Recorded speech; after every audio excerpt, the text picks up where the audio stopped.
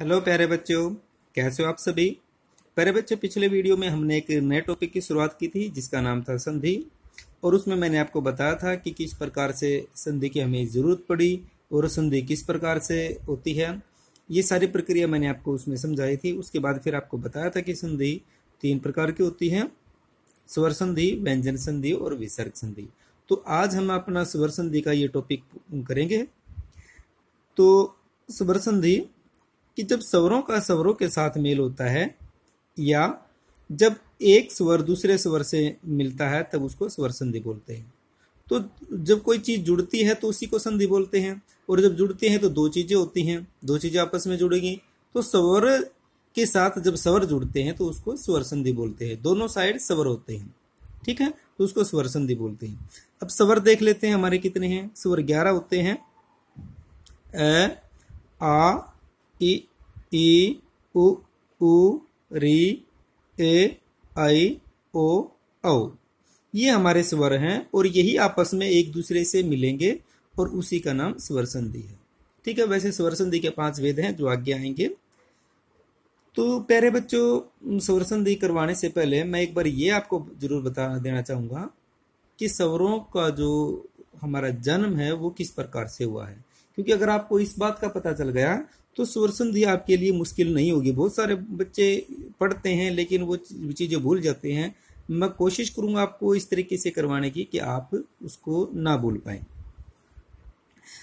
तो स्वरों का निर्माण पहले ये देख लेते हैं। देखो, जब सबसे पहले हमारे पास 4 स्वर थे, उनको मूल स्वर बोलते हैं, ठीक है, और उन्हीं को ह्रस्व स्वर भी बोलते हैं। वो 4 स्वर कौन कौन से? बिल्कुल छोटे हैं, उससे छोटा या उससे पहले कुछ भी नहीं था स्वरों के मामले में।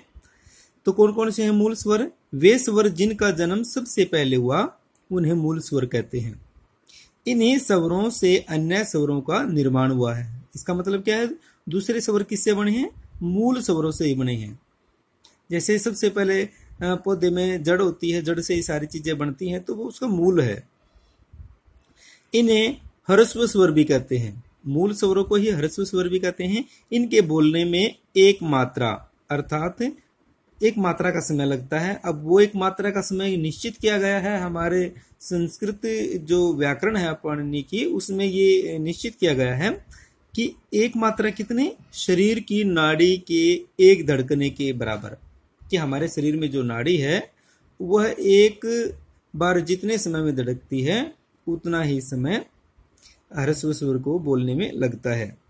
और वो उसका बोलने जो उसका धड़कने का टाइम होता है वो 1 सेकंड से कुछ कम टाइम में ही धड़कती है। तो इनकी संख्या कितनी है? 4 है। कौन कौन से हैं?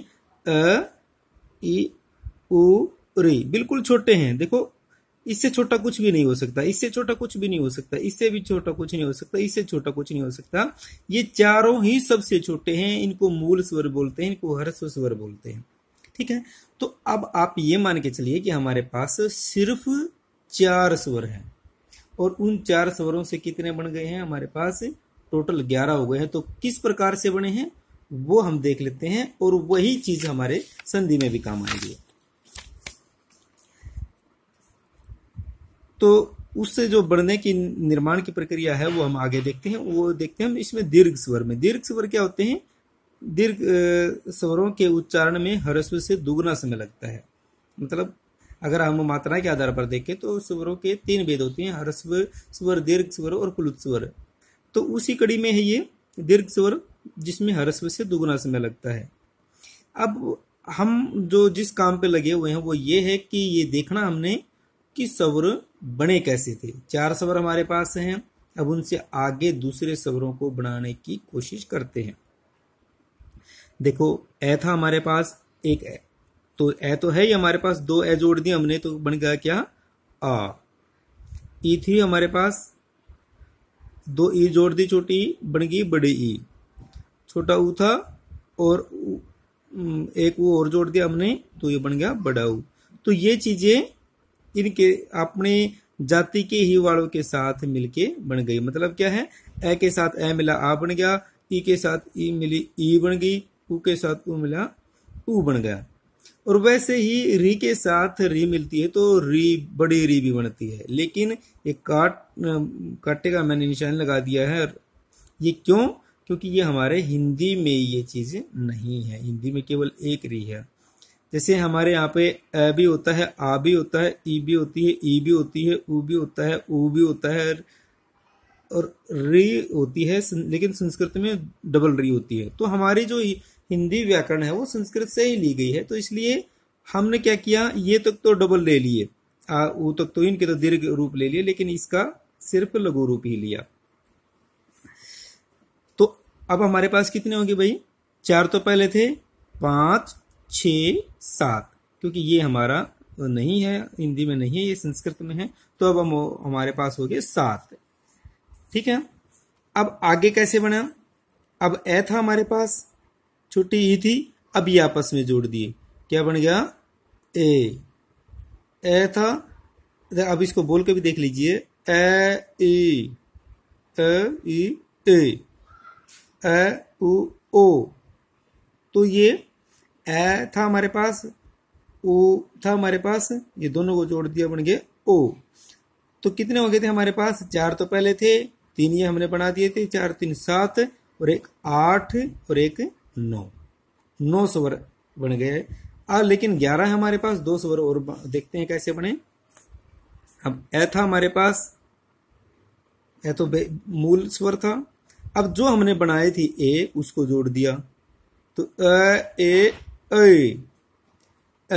ओ औ। ए था हमारे पास और ओ हमने ये बनाया ही था 7वां, तो क्या हो गया? ओ औ। तो ये और बन गए। तो इस प्रकार से हमारे ये पूरे स्वर बन जाते हैं, ए ई उ री। ये तो मूल स्वर थे जो मैंने सर्कल में लिखे हुए हैं। उसके बाद आ बना दिया था हमने, ये ई बना दी थी, ये उ बना दिया था, ये री हमारे पास थी पहले। उसके बाद ए बना दिया था, ये आई बना दिया था, ये ओ बना दिया था, ये और औ बना दिया था, ये। इस तरीके से ये हमारे स्वर बने हैं। ठीक है, तो अब ये संधि में यही काम आएंगे हमारे स्वर संधि में। अब देख लेते हैं कि जो स्वर संधि है उसके 5 वेद होते हैं। स्वर संधि के 5 वेद होते हैं। इतना आपने समझ लिया कि स्वरों का निर्माण किस प्रकार से हुआ है, कैसे बने हैं। पहले मूल स्वर थे, मूल स्वरों को ही आपस में जोड़ जोड़ के हमने 11 स्वरों का निर्माण कर लिया। तो कितने हैं हमारे पास स्वर संधि के? कितने वेद होते हैं? दीर्घ संधि, गुण संधि, वृद्धि संधि, यण संधि और अयादि संधि। ठीक है, अब दीर्घ संधि में देख लेते हैं। दीर्घ संधि क्या होती है? दीर्घ माने होता है बड़ा। अब बड़ा कैसे बनेगा? छोटी छोटी चीज जब जुड़ेगी तब बड़ी बनेगी। तो जब या बड़ी और छोटी चीज बनेगी तब बड़ी बन जाएगी। तो ये दीर्घ संधि का मतलब क्या होता है कि जब रिजल्ट क्या रहे? दीर्घ रूप रहे, बड़ा रूप रहे। दीर्घ का मतलब होता है बड़ा। ठीक है, अब जैसे यहां पे मैं आपको बताता हूं इसमें दीर्घ संधि। दीर्घ संधि क्या है कि जब मूल स्वर ये है हमारे पास, ए ई उ री, अपनी जाति के साथ मिलते हैं तो उसका दीर्घ रूप हो जाता है। कैसे होता है दीर्घ रूप? एक बार देख लीजिए भाई, ए के साथ ए मिलेगा तो आ बन गया, ए के साथ आ जुड़ गया तो भी आ रिजल्ट रहेगा, आ के साथ अगर ए है तो आ रहेगा, और आ के साथ अगर आ है तो आ रहेगा। जैसे रिजल्ट क्या रहेगा? रिजल्ट दीर्घ ही रहेगा, बड़ा रूप ही रहेगा। आ वाले में भी ये देखो ए की जाति का था, यो ई की जाति है, इसमें भी क्या है? इसमें भी दीर्घ रूप रहेगा। वैसे ही ऊ का भी है। ऊ का मैंने यहाँ पे सिर्फ एग्जाम्पल लिखे हैं, ये अभी आपको बताता हूँ। देखो, मुख्य प्लस में अध्यापक, यहाँ पे ए बच गया, यहाँ पे ए बच गया, आ बन गया। ये इसका एग्जाम्पल दे रहा हूं मैं। तो क्या बन गया? मुख्य अध्यापक। पुस्तक में ए और आ, पुस्तकालय। विद्या प्लस में अर्थी, आ प्लस में ए, रिजल्ट आ, यहाँ पे संधि हुई विद्यार्थी। विद्या प्लस में आलय, आ प्लस में आ, विद्यालय। ठीक है, तो उसी प्रकार से छोटी प्लस में छोटी ही बड़ा बड़ी, रवि प्लस में इंद्र, रविंद्र। बड़ा रिजल्ट क्या रहेगा? देखो यहाँ पे बड़ी ई है, यहाँ पे बड़ी है, यहाँ पे बड़ी है, यहाँ पे बड़ी है, तो क्या रहेगा? रिजल्ट बड़ा रूप रहेगा। ए का भी मतलब ए का बड़ा रूप क्या हो जाएगा, आ हो जाएगा, और ई का बड़ा रूप हो जाएगा बड़ी ई, और ऊ का बड़ा रूप हो जाएगा बड़ा ऊ। तो ये है, इसको बोलते हैं दीर्घ संधि। जैसे भानु प्लस में छोटा ऊ प्लस में छोटा ऊ बराबर है बड़ा ऊ बन गया। यहाँ पे भानु प्लस में उदय भानुदय, लघु प्लस में उर्मी लघुर्मी, वधु प्लस में उत्सव वधुत्सव, और भू प्लस में उधर्व भूधर्व। उसी प्रकार से यहाँ पे रजनी प्लस में ईश रजनीश, मही प्लस में इंद्र महेंद्र, बड़ी ई प्लस में छोटी ई, रिजल्ट बड़ी ही रहेगा। परी छोटी ई, परी प्लस में इच्छा परीक्षा, छोटी ई प्लस में बड़ी बराबर है बड़ी। तो इस प्रकार से ये मैंने आपको एक दीर्घ संधि के परिभाषाएं बताई है और उसके एग्जाम्पल बताए हैं। तो प्यारे बच्चों, ये था आज का वीडियो। उम्मीद करता हूं कि आपको ये समझ में आया होगा। देखो, संधि करने से पहले, स्वर संधि करने से पहले स्वरों का निर्माण जानना बहुत जरूरी है। ठीक है, तो उम्मीद करता हूं कि आपको ये अच्छे से समझ में आया होगा।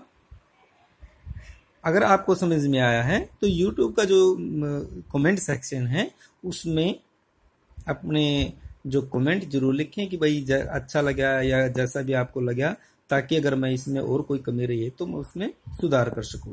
ठीक है, तो मैं आपके कमेंट की जरूर प्रतीक्षा करूंगा। कमेंट YouTube के इसमें कमेंट सेक्शन में ही दें। तो एक बार फिर आपके उज्जवल भविष्य के लिए बहुत बहुत शुभकामनाएं।